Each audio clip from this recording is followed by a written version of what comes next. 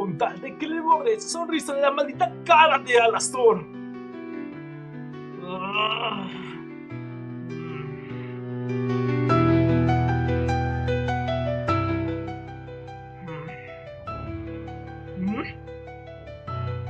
¡Que se joda esta mierda! Me voy. ¡Alastor! Gracias por ayudarnos. Está bien, cariño. Me resulta fácil fingir que me importa a alguien, al igual que lo haces con nosotros.